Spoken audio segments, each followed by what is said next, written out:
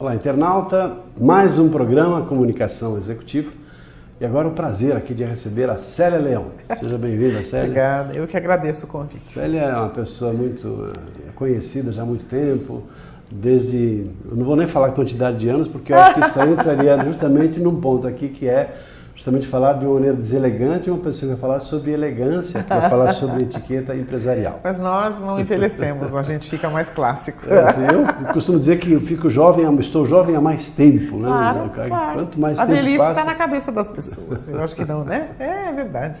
E todas as idades têm seu encanto. É verdade. Então, já deu para perceber como é que vai ser o nosso bate-papo aqui. A vantagem desse programa é que, na verdade, não é um programa assim, de uma entrevista formal, ele é um bate-papo gostoso. Obviamente, aqui eu sempre procuro ter esse cuidado de trazer pessoas que vão ser interessantes para você, que é o foco principal do nosso trabalho aqui. Com pessoas interessantes, especialistas nas suas áreas, na sua atuação. E a Célia, ela atua como palestrante e coach nas áreas de etiqueta corporativa e comportamento social há mais de 20 anos. Durante muitos anos foi articulista responsável pela coluna de etiqueta da revista Manequim e desde 2002 responde pela coluna etiqueta da revista Você S.A. Autora dos livros Boas Maneiras de A a Z, para mim bastante conhecido já há bastante tempo. A Etiqueta da Sedução, publicações da editora STS, coautora do livro Cultura e Elegância, publicado pela editora Contexto. Participa de muitos programas de TV como especialista convidadas para abordar o tema etiqueta. Programa Hoje em Dia, Domingo Espetacular, Record News, da TV Record, programa Mais Você, jornal SPTV, jornal Hoje, TV Globo, ou seja, uma pessoa aqui do Ratinho também, de etiqueta do programa do Ratinho. Colaborou, né, em 2010 e 2011 com o programa do Ratinho. É verdade. Assessora jornalistas em matéria de diversas publicações, a revista Men's Health, Cláudia, Nova, Mary Claire, Veja, jornais, Diário de São Paulo, Folha de São Paulo, Zero Hora, enfim, é uma pessoa que está aqui para fazer a diferença e tornando as pessoas mais elegantes, as pessoas mais bem educadas, as pessoas mais bem preparadas no trato social, não é, Célia? É verdade. Você dedica a sua vida para isso já há muitos anos. Te conheço há mais de 20 anos, em torno disso. Não é mesmo. E assim, sempre tenho acompanhado o seu trabalho com grande admiração. Obrigada, querido. Indiquei seu livro para muitas pessoas e faço isso com muito prazer. Sou muito grata a você por isso. Porque lidamos com comunicação no Instituto Passadori, mas o que é comunicação se não a pessoa se mostrar, ou mostrar o seu potencial, a sua capacidade e também, por que não, a sua educação, a sua performance, aquilo que está por trás de toda a habilidade de comunicação que a pessoa tem. É verdade. Todo profissional tem que entender que ele é um embaixador da sua empresa. Tá? E que a primeira venda que acontece, de fato, é a venda da imagem dele. Se essa venda se der de maneira equivocada, eu acho que tudo que vier depois, entendeu, vai ser equivocado ou pouco proveitoso. Isso me faz pensar, Célia, numa frase bastante conhecida, e certamente você ouviu e deve tê-la falado várias vezes, assim, que a primeira impressão é a que fica. Qual a sua percepção, a sua visão sobre isso? Porque ouvir isso de uma maneira bastante solta é diferente, mas ouvir de você, que é uma especialista e que lida também com a preocupação que as pessoas devem ter pela primeira impressão, como é que é a sua visão sobre isso? Cientificamente está comprovado, né? Você tem 15 segundos para criar uma primeira impressão positiva no primeiro contato. Tá? Se ela não for uma boa impressão, né, diz a ciência, né? Mas isso é científico mesmo, que você precisa de 8 ações, né, para desfazer um mal-entendido. De qualquer forma, a primeira impressão foi ruim. Então, ela até pode ser desfeita, mas a primeira impressão não foi boa. Tá? Então, que a gente não perca a chance, né, num mundo tão rápido quanto é esse nosso, né, num mundo tão competitivo. Puxa, não desperdice a chance de causar já num primeiro momento o melhor impacto, né, a melhor impressão que você puder. Eu acho que é isso aí. Claro. Bom, todo o trabalho que você faz, ele tem assim um lado que é o lado social, das articulações, dos contatos, jantares, almoços, negócios, enfim, a parte, digamos, social, familiar, pessoal, e também a sua atuação no mundo corporativo. Então, você atua nos dois segmentos fundamentais. Eu quero trazer assim, o assunto mais para o mundo corporativo, que é o nosso grande objetivo do nosso programa aqui, que é o mundo executivo. Tanto que o programa se chama Comunicação Executiva, procurando trazer sempre informações úteis para o mundo corporativo, para as empresas, para as organizações, para as pessoas que de alguma maneira ou de outra buscam informações para crescerem pessoal e profissionalmente. Então, considerando então esse mundo corporativo. Que é onde eu atuo mais, né, Reinaldo? E na verdade o que eu penso é o seguinte: se eu consigo transformar você, né, profissional, num ser humano mais elegante, acho que mais cordial, né, que faz uso da gentileza como um instrumento, né, na inter-relação entre o cliente e você, eu estou fazendo a minha parte, estou fazendo de você um cidadão melhor também. Ponto. Né? E as empresas? Claro, as empresas são formadas pelas pessoas. Claro. E as pessoas estão preparadas para atuarem, digamos, com um pouco mais digamos assim, de conhecimento ou de classe nas relações, ou ainda há muitos problemas, há dificuldades desde a formação, porque as pessoas são como são e não são culpadas por aquilo que conseguiram ser, não é? A gente tem que entender o seguinte: nós somos de uma outra geração, tá? De uma geração em que as mães ainda estavam muito presentes. A geração que está aí hoje assumindo gerências, diretorias, né, já é a geração mais jovem, é a geração dos pais ausentes, né? Então, o que eu penso é assim: de uns anos para cá eu vejo empresas investindo muito nisso. As empresas estão preocupadas, ou a ficha caiu, né? As empresas têm de investir. Não adianta você ter expertise, tá? Você ter uma mão de obra tecnicamente falando absolutamente fantástica, se aliado a isso os profissionais não tiverem habilidades sociais, tá? O Marcos estava falando, né, sobre o fórum que vem aí. Sim. E aí ele mencionou a Braskem. Eu dei aula de etiqueta para os técnicos da Braskem, entendeu? O diretor deles, que hoje é um dos vice-presidentes, é muito preocupado com isso. A Braskem é uma empresa que está pelo mundo, né? Fantástico, então, grande. Acho que é a maior, né, na sua... no seu nicho de mercado, no seu segmento. Então eu acho que as empresas estão preocupadas com isso sim, e têm de se preocupar, entendeu?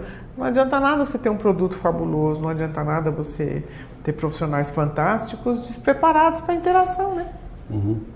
Quando você fala em interação, Célia, quais são as principais dificuldades que normalmente as pessoas têm? Vamos considerar assim: pessoas estão enveredando aí para um cargo gerencial de relacionamentos que vai exigir dela que ela participe de reuniões, que ela represente a empresa, que ela, enfim, tenha uma atuação além, digamos, da sua mesa de trabalho em relação ao mercado.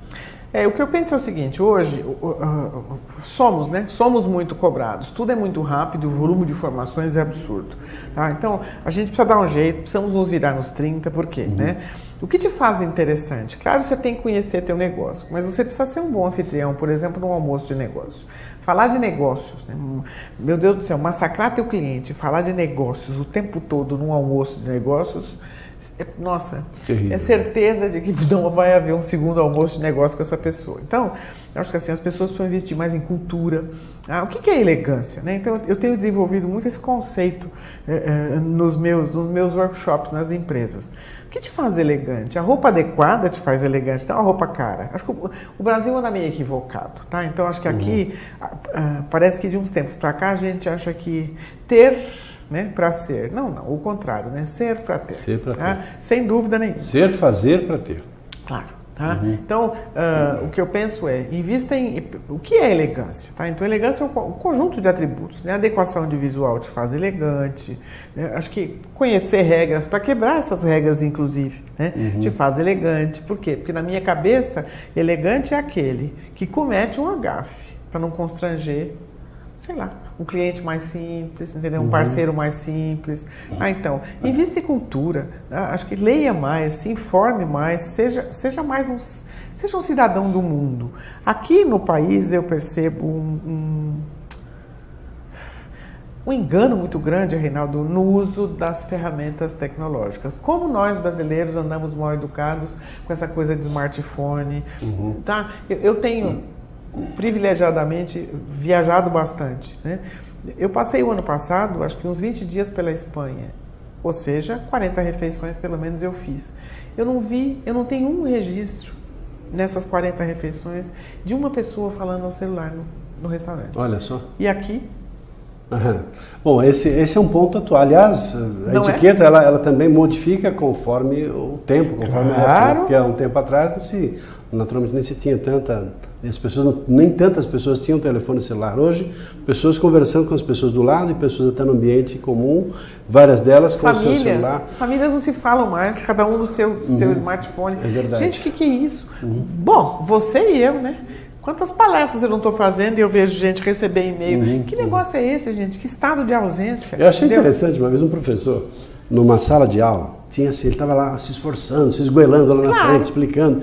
E uma menina ali do lado tocou o celular. Então ela punha a mão assim na frente e falava baixinho, daí a pouco tocava de novo, tocava alto, interrompia a aula, parava. E esse professor, acho que não foi nem um pouco elegante, ou talvez tenha sido, do jeito dele, pegou o celular e jogou na parede.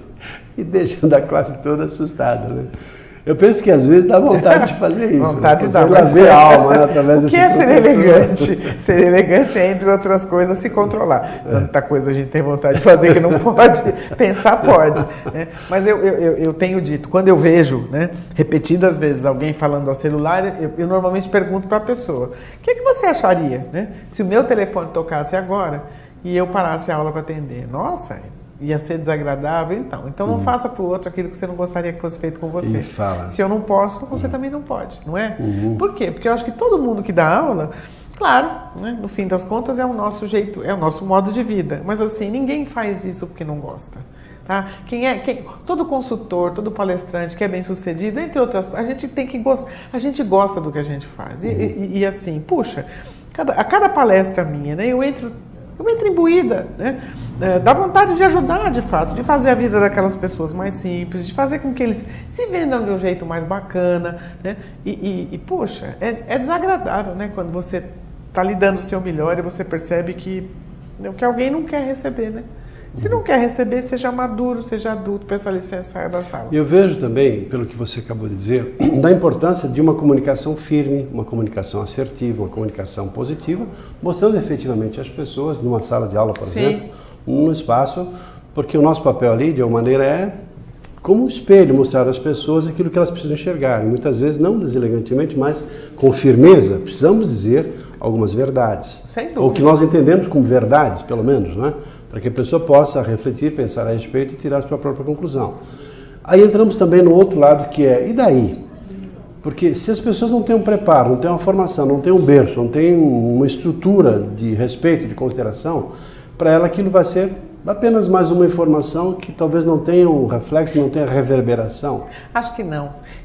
Eu não acredito, ou melhor, são poucos os seres humanos efetivamente mal educados, tá? Então, os mal educados são aqueles que, apesar, né, de virem de berço esplêndido, apesar de desde muito cedo terem tido essas informações. Por quê? Porque etiqueta está ligada à ética, né? Tá? É a ética na sua conduta, né? Nos seus relacionamentos. Então, são poucos os mal educados de fato. Eu acho que na grande maioria, a gente lida com pessoas que são mal informadas. Tá? Então, quando a ficha cai, quando descobrem que por trás da regra tem um porquê lógico, tá? E que aquilo de fato vai ajudá-la, né? Funciona. Acho que ninguém nunca disse, não faça isso. Por quê? Porque uma criança com 1 ano hoje está incomodando, e aí você percebe, a mãe faz o quê? Dá o iPod, dá o iPad.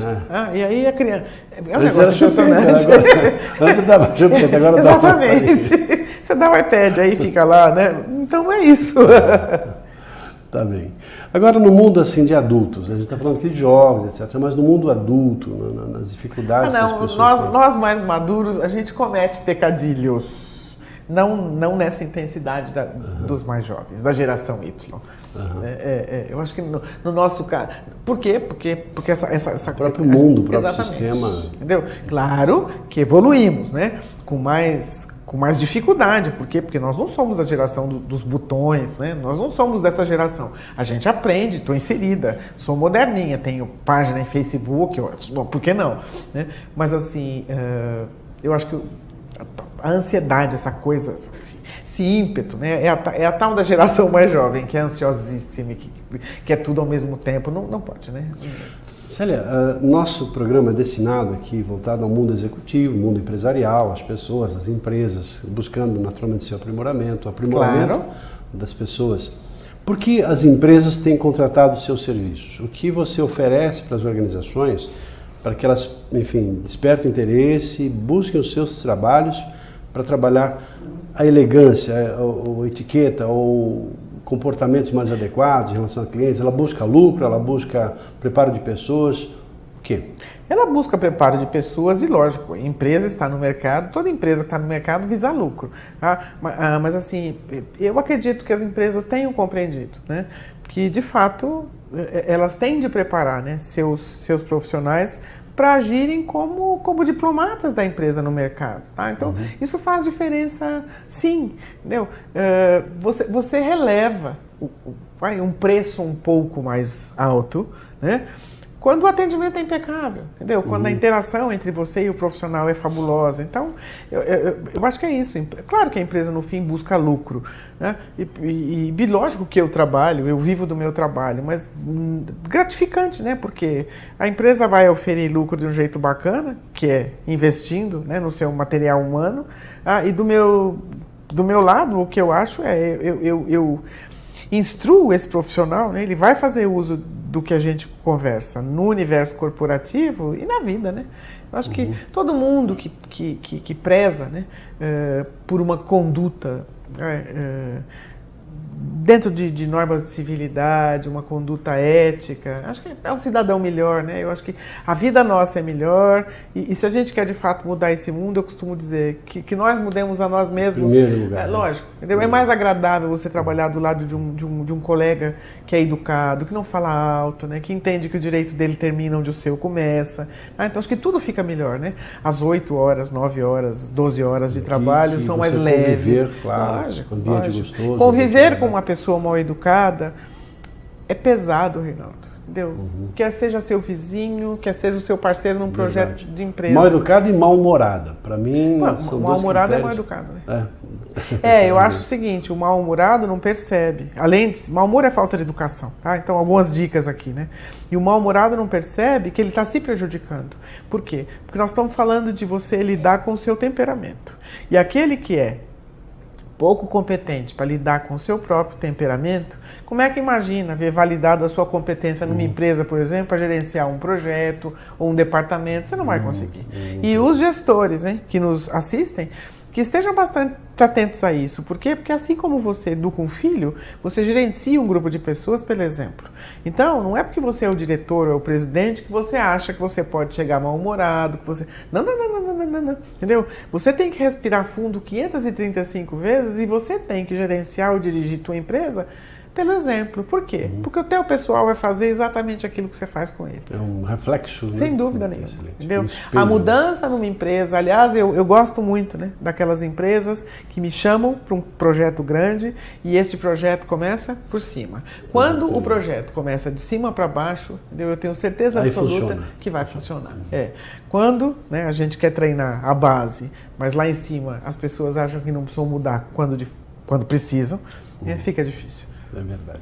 Bom, claro que a gente lida também há muitos anos com educação, lidando principalmente com a educação focada em comunicação. Tive a oportunidade recentemente de fazer um trabalho, um livro sobre comunicação para liderança. Quem não comunica não lidera. Sem dúvida. E, obviamente, muitos dos temas, dos assuntos, são trabalhos complementares ao que nós fazemos lá.